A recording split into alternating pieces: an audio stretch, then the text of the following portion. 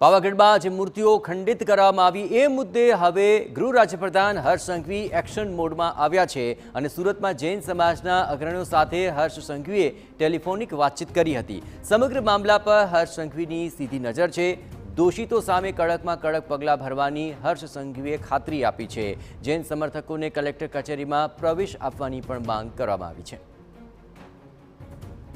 આ સમગ્ર મામલે બંને તરફી પોતપોતાના દાવા છે કે જૈન સમાજ કરી રહ્યો છે માંગ કે દોષિતો સામે કડક કાર્યવાહી કરવામાં આવે। આ અંગે તેમણે રજૂઆત કરી હતી, પરંતુ રજૂઆત સાંભળવામાં ન આવી અને પગથિયા પર જૈન મૂર્તિઓ છે તેમને હટાવી દેવામાં આવી। બીજી તરફ પાવાગઢ ટ્રસ્ટ તરફથી પણ સ્પષ્ટતા કરવામાં આવી છે કે આ સમગ્ર મામલે આવી કોઈ રજૂઆત નહોતી થઈ, તેમને સમગ્ર બાબતની જાણ કરવામાં આવી હતી અને ત્યારબાદ મૂર્તિઓ હટાવવામાં આવી છે। પરંતુ જે માંગ થઈ રહી છે તેને લઈને પણ આગામી સમયની અંદર તેઓ બનતું તમામ કરશે।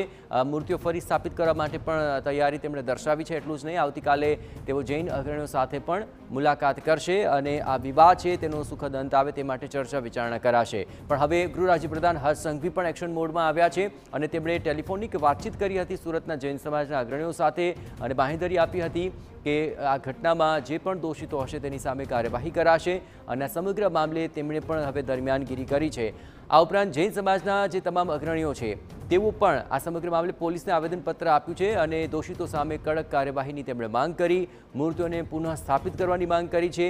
જે જગ્યાઓ પર મૂર્તિ હતી ત્યાં મૂર્તિઓ ફરી સ્થાપિત થાય તે માટેના પણ પ્રયત્નો થાય તેવી તેમણે માંગ કરી છે અને હવે પાવાગઢમાં મૂર્તિઓ મામલે શું સમાધાન આવે છે તે જોવું મહત્વપૂર્ણ બની રહેશે।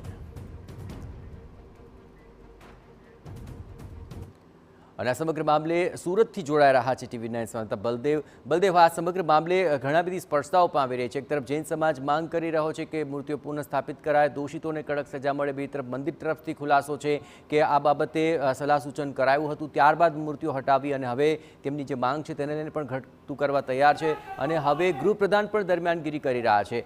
મામલો શું સમાધાન તરફ જઈ રહ્યો છે ખરો કે પછી આ સમગ્ર મામલે હજુ પણ ગૂંચવાડો છે? બલદેવ, ચિરાગ, જે રીતે પાવાગઢની અંદર જે જૈન સમાજની જે કેટલીક વર્ષો પૂર્ણ પૌરાણિક જે મૂર્તિઓ હતી તે ખંડિત કરવામાં આવી છે, તેને લઈને જૈન સમાજની અંદર એક આક્રોશ જોવા મળી રહી છે। ત્યારે સુરતની વાત કરીએ તો સુરતની અંદર ગઈકાલ રાત્રિથી જૈન સમાજના જે સાધુ સંતો છે તે અહીંયા પહોંચ્યા છે, સમાજના આગેવાનો અહીંયા પહોંચ્યા છે। જોઈ શકાય છે મોટી સંખ્યાની અંદર જે સમાજના લોકો છે એક ઉગ્ર રોષ જોવા મળી રહ્યો છે। માત્ર ને માત્ર તેમની એ માંગ છે કે જે કસૂરવાર છે તેમની સામે કાર્યવાહી થાય, જે મૂર્તિઓ છે ફરીથી સ્થાપિત થાય અને જે રીતે તેમની જે જગ્યાઓ હતી તે વ્યવસ્થિત કરવામાં આવે તે રીતે જે આખી જે તેમની માંગ છે। માત્ર આશ્વાસન નહીં, માત્ર જે પરિણામ છે તે પરિણામ આપવા માટેની જે સાધુ સંતો છે તે માંગણી કરી રહ્યા છે। જોઈ શકાય છે કે સુરત કલેક્ટર કચેરી ખાતે મોટી સંખ્યાની અંદર જૈન સમાજના લોકો છે તે અહીંયા પહોંચ્યા છે। જે ગૃહમંત્રી છે હર્ષ સંઘવી સાથે ટેલિફોનિક વાત કરવામાં આવી, તેમને પણ એક આશ્વાસન આપ્યું છે કે જે છે જે કામગીરી છે તેમની જે માંગો છે તે પૂર્ણ કરવામાં આવશે। પણ જૈન સમાજના જે સાધુઓની માત્ર એક જ માંગ છે, માત્ર આશ્વાસન નહીં, પરિણામ નહીં આવે ત્યાં સુધી આ જ રીતે જૈન સમાજનો આક્રોશ છે, શાંતિપૂર્ણ તેમનો વિરોધ છે તે અહીંયા કરવામાં આવશે। સુરત કલેક્ટર કચેરી ખાતે ગઈકાલ રાત્રિથી જૈન સમાજના સાધુઓ છે તે અહીંયા જોવા મળી રહ્યા છે। ઉગ્ર રોષ એક જોવા મળી રહ્યો છે, કારણ કે દિન પ્રતિદિન જે રીતે અલગ અલગ જે ધર્મસ્થળો હોય છે ત્યાં આ રીતના જે બનાવ બનતા હોય છે તેને રોકવા માટે જૈન સમાજના સાધુઓની અંદર એક માંગ છે તે ઉઠી છે। જી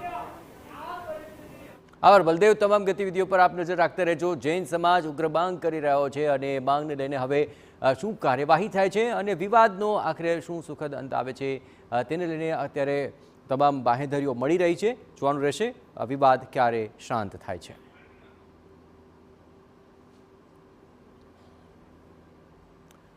જૈન સમાજના અગ્રણીઓ સાથે હર્ષ સંઘવીએ ટેલિફોનિક વાતચીત કરી અને મામલા પર તેમણે યોગ્ય ઉકેલ લાવવાની ખાતરી આપી છે।